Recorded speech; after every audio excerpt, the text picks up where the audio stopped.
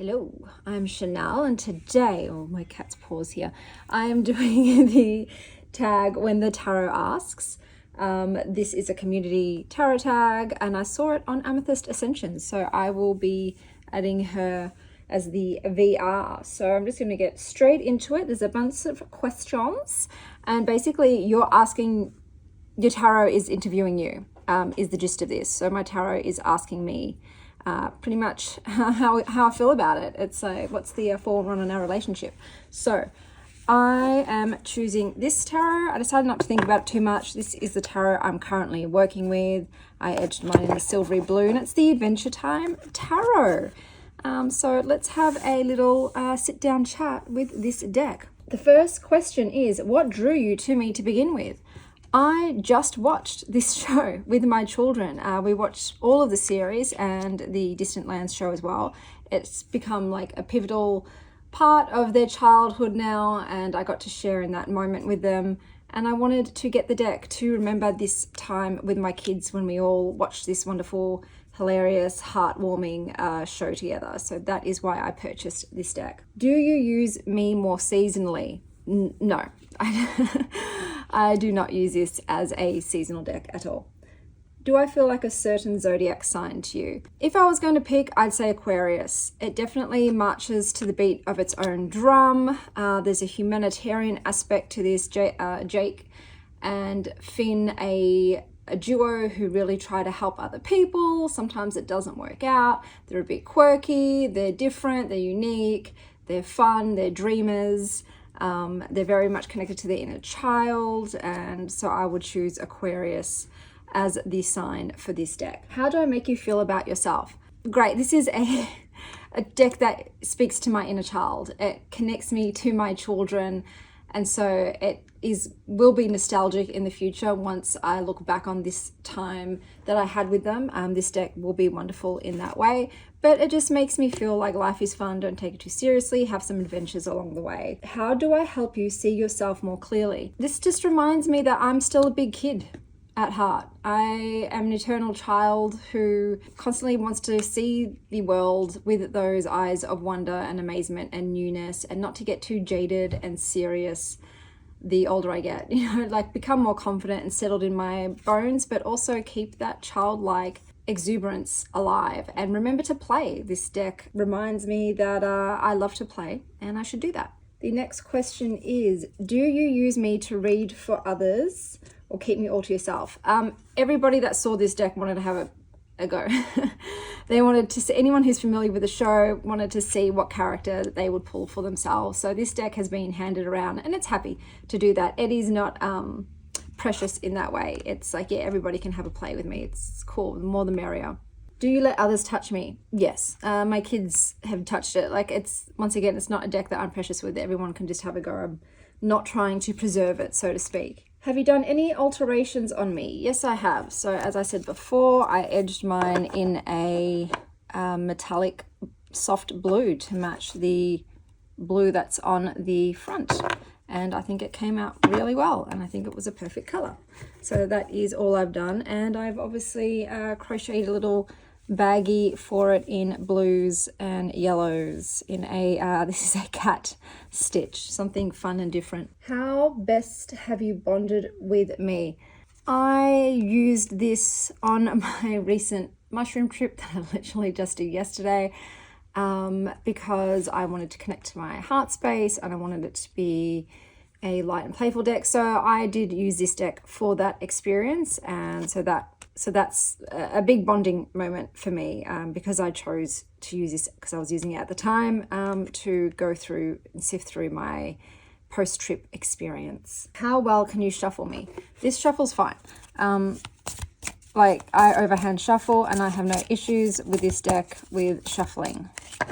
It does tend to do some flyers, jumpers, whatever you call them. I love that. That's my preferred way of choosing a card. I like things that jump out, and so it delivers in that aspect. Sometimes multiple. This deck loves to give multiple cards. The next question is, does my size hinder or help you? I think it's an okay size. It could be a bit smaller, but it's absolutely fine. I'm not hurting my hands with the shuffle. It's absolutely perfectly sized for a deck. Do you get excited or turned off by my cardstock? So the cardstock I don't think I have anything else like this. It's papery, it's thick, but it's the satin, so it's quite buttery. It feels quite buttery, and it doesn't feel like it's going to chip or wear down easily. So I don't know how it would go with riffle shuffling, because like I said, it doesn't feel very flexible. So I don't know, but for me, the cardstock is perfectly fine. It's not like I'm in love with it, but I don't dislike it. It's like, yeah, that's fine. It works. How do you use me? So this says emotional, psychological, spiritual, practical guidance, love readings, past life, shadow work, etc. Magical ritual. Big inner child deck for me. So connecting to my inner child. This also connects me. I use it mostly for what energy should I tap into today? Because this deck has characters, I have a lot of like associations with a card that are layered with the persona of the character pictured, their qualities. So this is a deck that would help me maybe perhaps choose traits and qualities to encompass that day, to feel into on that day. I did use it post-trip, so I used it to talk to the mushrooms, the fungi, and that was fine because this is a bit of a quirky deck. I think it works in that way. If you want to channel like other energies that are not just spiritual, like plants and fungi, especially, I think that works well. Yeah, just general advice, but this is when I want something that's not too serious.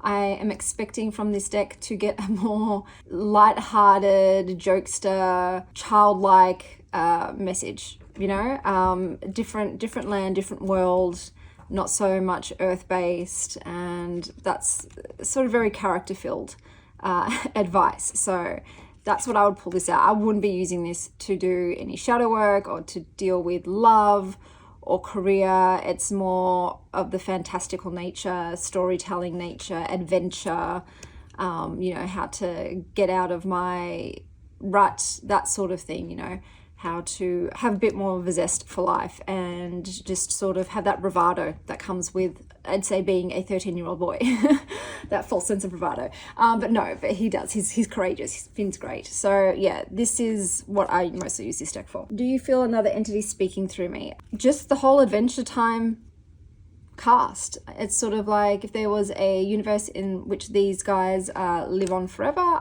that's the energy I feel. It's the Adventure Time cast is speaking to me and popping in to say hello. So not my spirit team. Like I said, I was able with the fungi to connect to the fungi, but it was very much colored by the Adventure Time's personality and thoughts and opinions. Do you set the scene when using me, like using candles, incense, and music?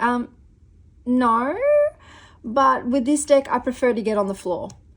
I just, yeah, like to sit cross-legged. I guess it's the inner child thing. That's the way I prefer to use this deck. Do you associate me with a deity or use me devotionally? No, not at all. The only deity that I sort of work with are angels or Persephone, and would not use this deck for that. Do you see me as a friend, a tool, or both? This is more of a friend. This is very an informal deck, and yeah, we just have chats. Like I said, I don't use this for very serious matters or things that I'm really stuck on. It's a more lighthearted gas bag, I guess, and a chit chat.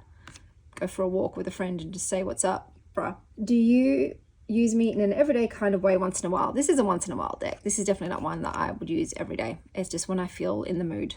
Do you feel seen when we talk? Look, this deck does deliver the messages, but I've never had any sort of really profound reading where I feel like it's seen the depths of my very soul. That hasn't happened. I don't want to say that it's just surface level, but it is just more fun and playful and, you know, like hang 10 kind of vibes. Like that's just what I get from this deck. Does my art speak to you in a special way? Well, I love the artwork. I think it's gorgeous, and it just brings back the show. It's so true to the TV series, and I love it. I think it's fantastic. I think they've done also a great selection of which characters to associate with which cards. I think it's amazing, and I love the artwork. I think it's just really fun, and I love the color story, and it's just a good time deck. What kind of stories do you see in me? All of the stories from Adventure Time. There's particular episodes I love more. God, I do not like this dude at all, but I get it's a good choice for the three. So I feel for him though. I feel for him, but like, yeah, bruh, he's lashing out from a place of pain. So yeah, this just brings me back to sitting down on the couch and laughing with my kids. I love it. It's just rose-colored glasses, this whole lens, this whole deck for me. It said, do I come with a guidebook? No, it does not. And that is such a bummer, bro. A guidebook would have been phenomenal. I would have loved that. I can understand why they chosen not to, but that would have been the absolute best, seriously. So that is the biggest letdown of this deck, that there's no guidebook. So this is very much intuitive, and like I said, it's not just my knowledge of obviously the Rider-Waite-Smith meanings of the cards. It's layered with my personal associations and interpretations of, look, I've got blue everywhere. It hasn't dried. It hasn't dried, guys. Of the characters and what they bring to the card as well. Then it says, do I have any add-ons or special system that makes me stand out? Well, it's the theme. It's the subject matter. They've got the whole world of Adventure Time, adding nuance to the cards, adding extra depth and extra story to them. So that's what this deck has, this dude. Oh my God.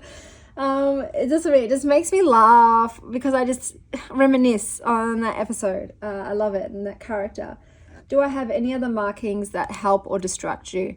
No, I think it's done well. Like, it does use Roman numerals, which I'm not a huge fan of, but it's got the name of the title down the bottom, and it's not done in a way that is distracting. They do have white borders, but in this case, I think it works and makes it more feel like a bit of a story panel.